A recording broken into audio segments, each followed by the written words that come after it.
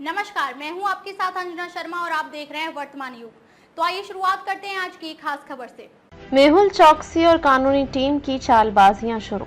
भारतीय जेलों के हालात पर सवाल उठाने की तैयारी।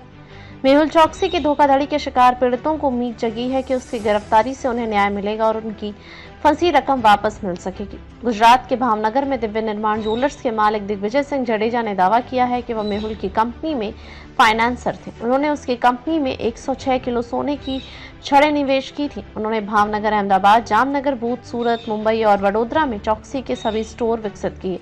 चौकसी के पास उनके 106 किलो सोने की छड़ें और 30 करोड़ रुपए हैं, जिनकी आज कीमत 128 करोड़ रुपए है। जडेजा ने कहा कि उन्होंने 2014 में गुजरात राज्य सीआईडी अपराध, अर्थव्यवस्था और अपना अपराध शाखा में एफआईआर दर्ज कराई थी। गुजरात पुलिस को उसके खिलाफ सबूत मिले थे। सीआरपीसी 164 के बयान दर्ज होने के बाद भी उसे गिरफ्तार नहीं किया गया। उसे गिरफ्तार करने के लिए डीजीपी स्तर के एक व्यक्ति ने 70 लाख रुपए की रिश्वत मांगी थी।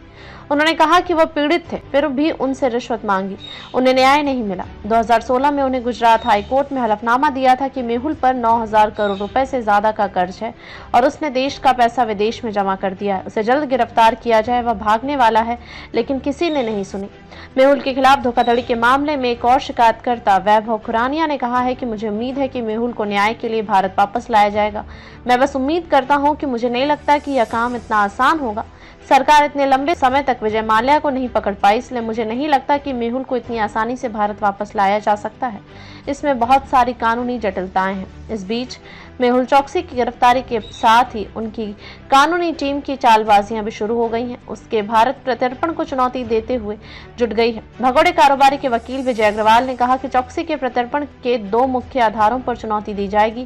पहला, यह राजनीतिक मामला है। दूसरा, उसका स्वास्थ्य और भारतीय जेलों की मानवीय स्थिति अच्छी नहीं होना। वकील ने कहा कि उसे भारत भेजने से उनके मानवाधिकार पर बुरा असर पड़ेगा। वकील ने कहा कि मेहुल फिलहाल जेल में है। बेल्जियम में प्रक्रिया जमानत के लिए आवेदन करने की नहीं बल्कि अपील दायर करने की है। इस अपील में अनुरोध किया जाता है कि उसे हिरासत में न रखा जाए और उसे हिरासत में न रहते हुए खुद का बचाव करने तथा प्रत्यर्पण अनुरोध का विरोध करने की अनुमति दी जाए। अपील का आधार यह होगा कि मेहुल बहुत बीमार है और कैंसर का इलाज करा रहा है। साथ ही वह भारतीय एजेंसियों के एंटीगुआ से अगवा कर डोमिनिका ले जाने के दुष्परिणामों को झेल रहे हैं। उस समय की यातना के कारण वह क्लॉस्ट्रोफोबिक यानी बंद जगहों में डर महसूस कर रहे थे। उसे स्थायी विकृति हो गई है। वह पोस्ट ट्रॉमेटिक स्ट्रेस डिसऑर्डर से भी जूझ रहे हैं। वकील ने दावा किया कि भारतीय कानून के तहत मेहुल को कभी भगोड़ा घोषित नहीं किया गया, क्योंकि वह भारतीय जांच एजेंसियों के साथ सहयोग करता रहा। यह भारतीय एजेंसियों के प्रत्यर्पण आग्रह को कमजोर कर सकता है। उन्होंने कहा कि मेहुल जांच प्रक्रिया में शामिल होने के लिए तैयार हैं, लेकिन मेडिकल स्थिति के चलते यात्रा नहीं कर सकते। इसलिए हमने शुरू में कहा था कि वह जांच में वीडियो कॉन्फ्रेंसिंग के जरिए शामिल हो सकते हैं। हमने वर्चुअल माध्यम से सहयोग की पेशकश करते हुए कई आवेदन पेश किए हैं। खबरों में अब तक के लिए बस इतना ही। फिर होगी आपसे मुलाकात कुछ ऐसी ही खास खबरों के साथ। तब तक के लिए नमस्कार और देखते रहिए वर्तमान युग।